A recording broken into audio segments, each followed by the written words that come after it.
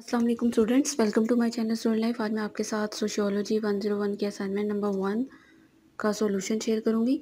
Lesson number 11 को ये assignment cover कर रही है, यानी उसमें से आई है।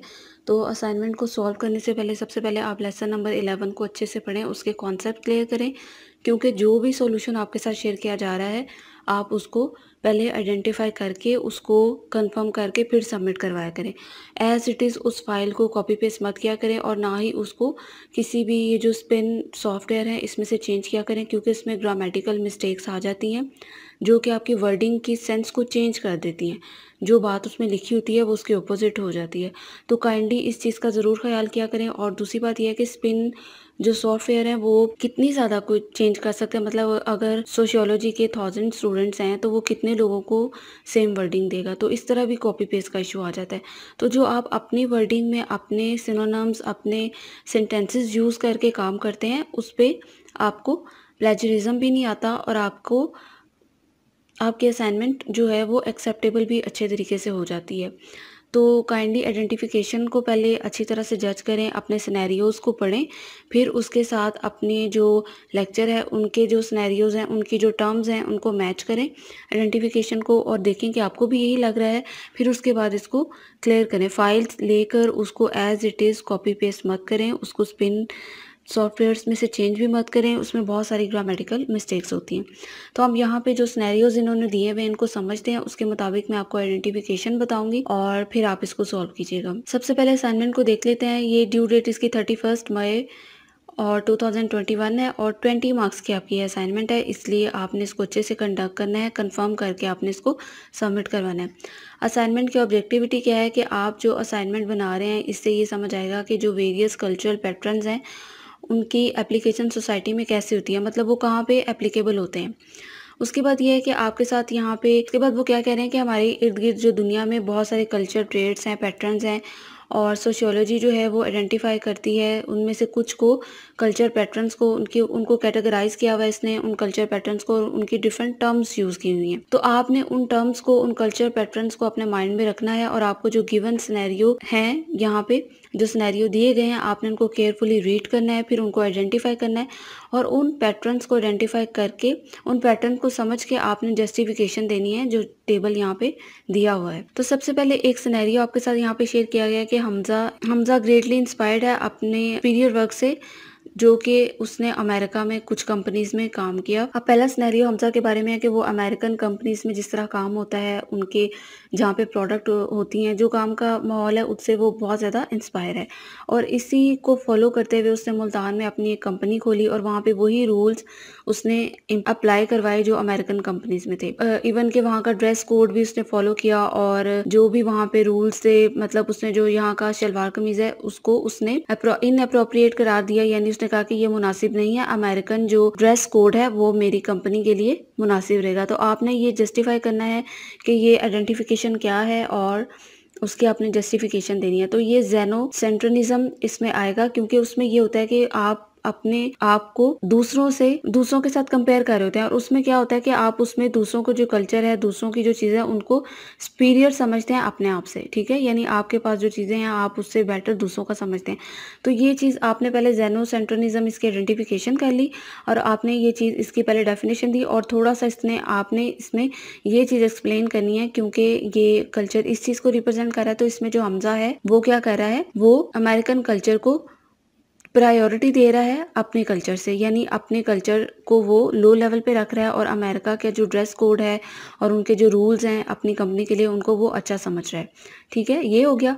उसके बाद जो दूसरा वाला है उसमें यह कि एलिना का बिलीव है कि शलवार कमीज जो है वो परफेक्ट ड्रेस है विमेन के लिए, क्योंकि विमेन जो है उनको फुली कवर्ड होना चाहिए। लास्ट ईयर उसने जब अमेरिका को विजिट किया तो उसने वहाँ पे जो ड्रेसिंग थी, जो चीज़ें थी, जो उसको वहाँ पे नज़र आया, वो चीज़ें वो उसको जो उनकी ड्रेसिंग थी वो वहाँ पे उससे सेटिस्फाई नहीं थी कि ये जो है हमारे कल्चर के अकॉर्डिंग नहीं है। तो उसने इस चीज़ को, अपना जो ड्रेसिंग स्टाइल है उसको बेटर कंसीडर किया अमेरिका से, अपने ड्रेसिंग स्टाइल को सुपीरियर उसने समझा। तो आपने आइडेंटिफाई करना और जस्टिफाई करना है कि ये एंथ्रोसेंट्रिज्म है, इसकी आइडेंटिफिकेशन। और इसमें क्या होता है कि जब लोग अपने कल्चर को दूसरे से सुपीरियर समझते हैं, वो ये समझते हैं कि जो हम कर रहे हैं या जो हमारे इर्द गिर्द हो रहा है, ये जो हमारा माहौल है, जो हमने चीज़ें अडॉप्ट किया वो बेटर है दूसरे से। तो यहाँ पे पहले आपने उसको डिफाइन कर दिया, ठीक है। उसके बाद आपने ये बता दिया कि अलीना को ये चीज़ इसलिए बेस्ट लगी क्योंकि उसने अपने कल्चर को प्रायोरिटी दी, अपने कल्चर को उसने प्रायोरिटी पे रखा और सुपीरियर जाना, इसलिए उसने अमेरिकन कल्चर, अमेरिकन जो ड्रेस था उसको अच्छा नहीं समझा। उसके बाद क्या है कि फसी जो पाकिस्तानी है, जो ब्रिटेन में रहता है यानी बरतानिया में रहता है, पाकिस्तान में जो बड़ों के साथ बहुत अच्छा रिस्पेक्टेबल एक बिहेवियर रखा जाता है। फंक्शंस जो है फैमिली में, अगर उनमें भी उनको बहुत ज़्यादा केयर प्रोवाइड की जाती है, उनकी जो है बात मानी जाती है। तो जब हमने उनसे पूछा कि बरतानिया में जो ओल्ड एज होम्स हैं उनकी कंडीशन क्या है, उनके बारे में आपकी क्या राय है, तो उसने इसके बारे में अपनी जो राय बताई कि वहाँ पे क्या माहौल है, औरतें कैसे काम करती हैं, वहाँ पे एक दूसरे की इतनी रिस्पेक्ट नहीं की जाती है, बड़ों की रिस्पेक्ट नहीं की जाती। और तो आपने ये बताना है कि ये क्या आइडेंटिफिकेशन इसकी होगी और इसकी जस्टिफिकेशन क्या है। तो इस आइडेंटिफिकेशन क्या है, ये कल्चर रिलेटिविज्म है। अब इसमें क्या होता है, जब आप अपनी कल्चर को किसी दूसरे कल्चर के साथ जज करते हैं, मतलब आपके जहन में अपने कल्चर का एक इमेज बना हुआ है,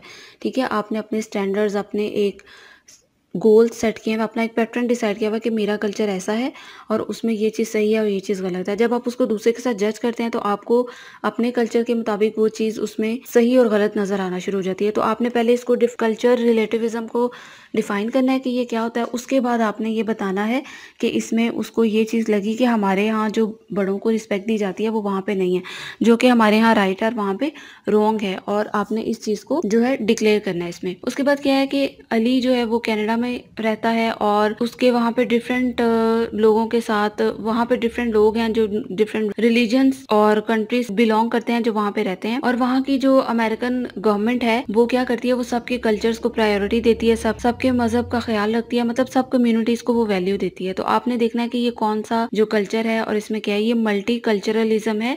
इसमें आपने मल्टी कल्चरलिज्म को आइडेंटिफाई किया है और इसमें आपने बताना है कि इसमें क्या होता है कि एक पॉलिसी होती है जिसमें गवर्नमेंट ये फॉलो कर रही है कि ये वहाँ पे डाइवर्सिटी है, वहाँ पे सोसाइटी को के चेंज को एक्सेप्ट किया जा रहा है, मतलब कहाँ कहाँ से लोग आ रहे हैं लेकिन उनको आज़ादी है कि वो हर तरह से इक्वालिटी की बेस पे प्रमोट हो रहा है। तो ये आपने अपने लेक्चर में भी पढ़ा है कि कनाडा में ये चीज़ बहुत ज़्यादा फॉलो की जा रही है, और उसने यहाँ पे भी आपको ये दे दिया कि कनाडा में ऐसा होता है।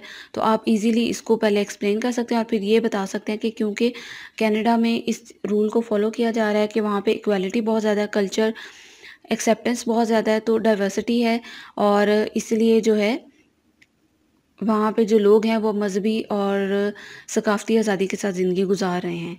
तो ये आपकी आइडेंटिफिकेशन थी और साथ में जस्टिफिकेशन है। मैंने यहाँ पे सिर्फ इसकी डेफिनेशन दी है और मैंने आपको बता दिया कि बाकी आप अपनी वर्डिंग में कैसे बताएंगे। आपने डेफिनेशन को भी अपनी वर्डिंग में डिस्क्राइब करना है। ये मैंने आपकी जो बुक में इसके अकॉर्डिंग जो आपको समझाने के लिए पैटर्न थे वो मैंने यहाँ पे आपको बताए हैं। तो प्लीज़ इसको आपने अपनी वर्डिंग में कन्वर्ट करना है। कोई भी file as it is copy paste मत करवाएं, ना ही उसको स्पिन्स जो सॉफ्टवेयर हैं उसमें उसको रिप्लेस करें। बहुत ज़्यादा ग्रामेटिकल मिस्टेक्स होती हैं और लफ्ज़ों के मतलब बिल्कुल चेंज हो जाते हैं। तो उम्मीद है आपको समझ आ गया होगा। फिर भी कोई कन्फ्यूजन हो तो आप पूछ सकते हैं। और उसके अलावा इस फाइल का मैं लिंक बिल्कुल नहीं दे रही क्योंकि यहाँ से आपने आइडेंटिफिकेशन लेनी है और जस्टिफिकेशन आपने अपने वर्ड्स में लिखनी है, और जो उसकी डेफिनेशन है वो आप गूगल से भी सर्च कर सकते हैं, ठीक है। आप वर्डिंग चेंज कर सकते हैं, गूगल से उसको सर्च करें कि जेनोसेंट्रिज्म क्या क्या आ रहा है, कल्चर रिलेटिविज्म की क्या डेफिनेशन आ रही है, और उसके सिनोनिम्स चेंज करके उसको अपनी वर्डिंग में करके और जो सिनेरियो दिया हुआ है उसमें जो करैक्टर्स यूज़ हुए हैं उनकी बात यहाँ पे थोड़ी सी डिस्क्राइब कर दें तो आपकी असाइनमेंट कंप्लीट हो जाएगी।